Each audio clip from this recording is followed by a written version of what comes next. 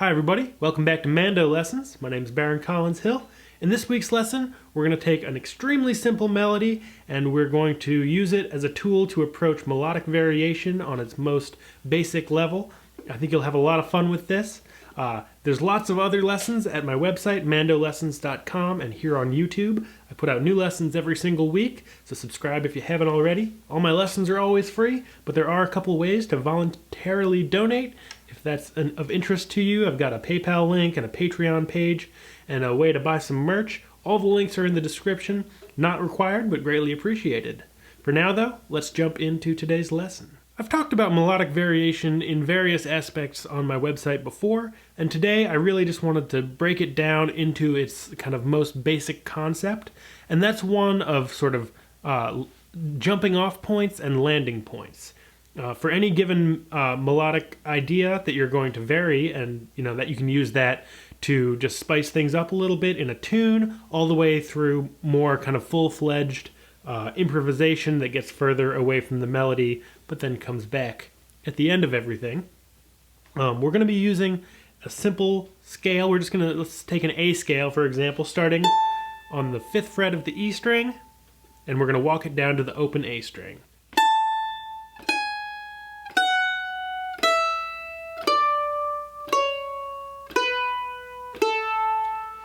So that's barely even a melody. It's mostly just a descending scale, but it is a melody. A lot of fiddle tunes will use parts of scales as parts of their melodic functions.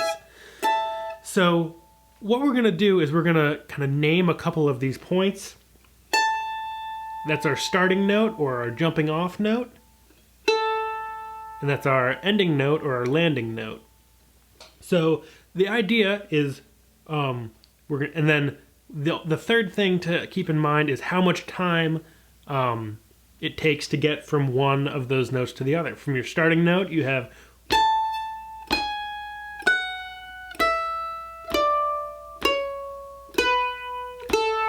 1, 2, 3, 4, 5, 6, 7, 8. So you can think of that as 8 quarter notes, or you can just think of it as that amount of time, counting slowly to 8.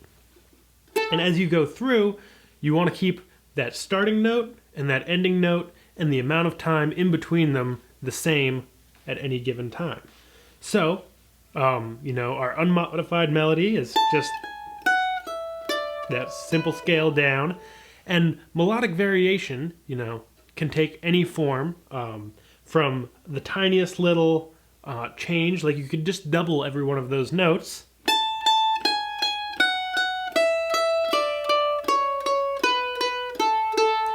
so that you have 2 eighth notes instead of 1 quarter note, or 2 short notes instead of 1 long note, just doubling up the note, the original note.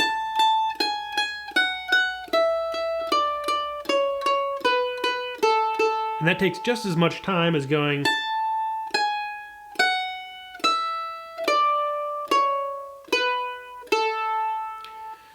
and from there, what we've done there is we've pretty much filled in as much space as there is to fill. Unless you get into, 16th notes or faster triplets, kind of a string of straight eighth notes is about as fast as you're going to really be playing for the most part in any given solo or fiddle tune.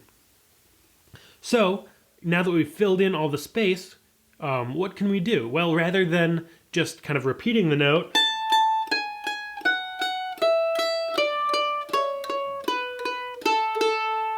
we can take that note and go down the scale a little bit. Let's see.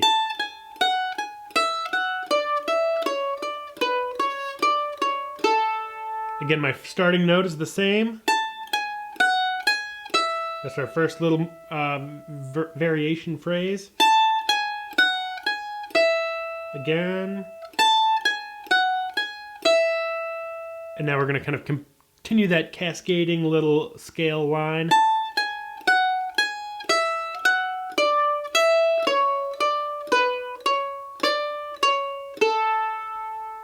Let's do that again.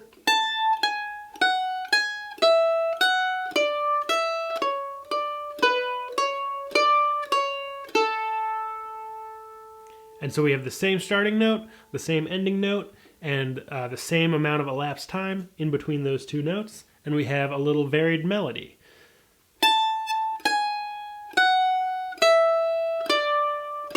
It's our basic phrase. Here's doubled.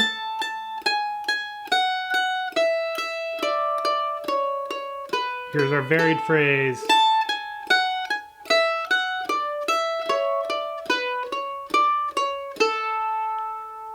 And one of the biggest things that comes up in melodic variation is, you can kind of let your mind wander or let your fingers wander a little bit, kind of physically across the instrument. You know the scale, so you know that sort of idea is gonna work.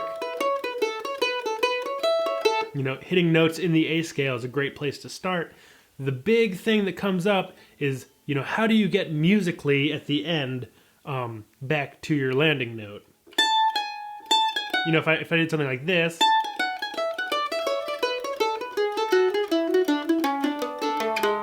and you end on some note that you didn't expect, and you realize, oh, I got to get back to that A really fast. You want to set yourself up in a way that you don't need to make a big jump if that's not what you're aiming for. Sometimes jumps are great, but for this sake, I was going down that little line. And then rather than going, which ends up being on the wrong note if I just continue that pattern,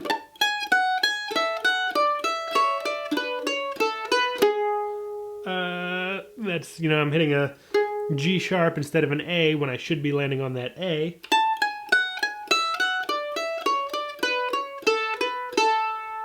That's, rather than hitting that G sharp, you just hit the A, and I varied it a little further.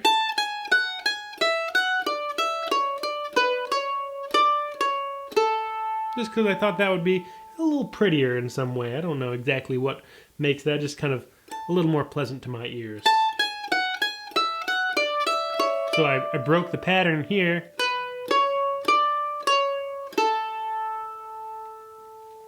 So a great exercise to do is take, whatever your little phrase is. It could be a bit of a scale.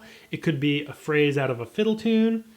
And, you just need to name your jumping off note and your landing note, or your starting note and ending note.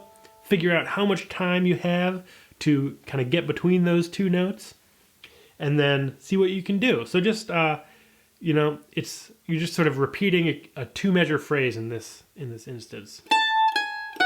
Sorry.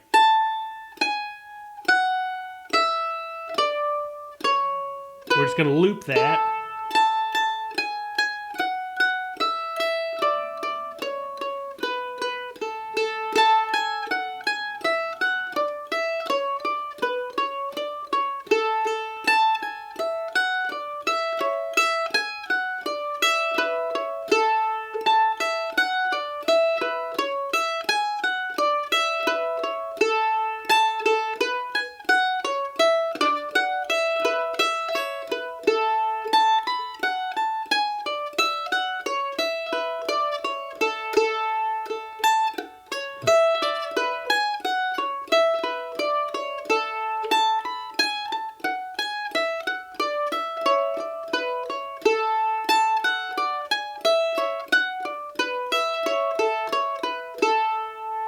All of those little examples there, for the most part, unless I messed up a little bit, started with that A, ended with that A, and had some similar amount of time in between the two, that same two-measure loop.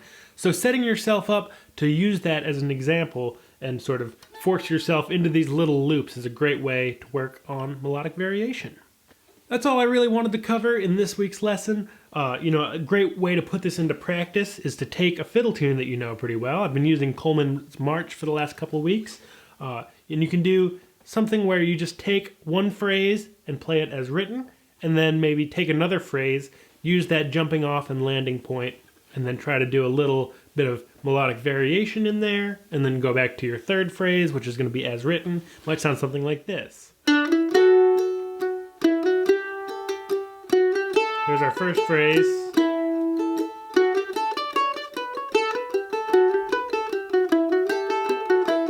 And then our first phrase.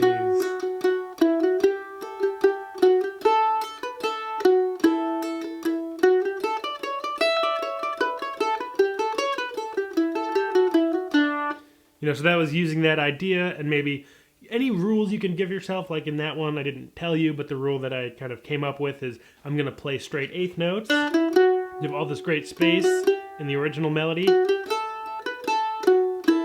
Or you can just loop that one phrase. But moving on, you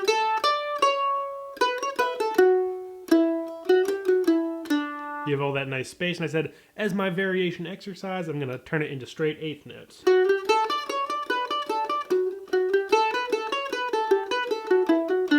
Sometimes it works better than others, but that's what practice is for. Similarly, you can just loop that first phrase.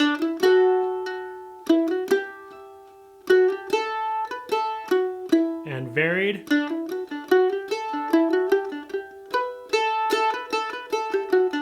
Or again. A lot of repeated notes. Or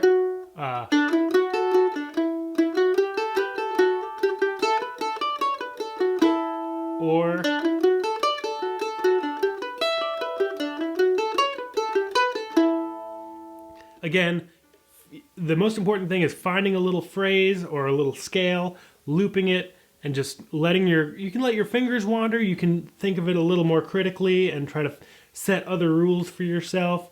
Just see what works and what doesn't. Make sure that you end with a nice melodic idea that doesn't sound too kind of out of nowhere, where you find yourself, oh, I really need to get back to that note, but I'm way over here. Just, I think mostly at that point, let your ears guide you, and just spend some time with it. And I think your ability to kind of improvise melodically and create variations will improve greatly. That's all for now. Thanks so much for watching, and I look forward to seeing you in the next one. Bye-bye.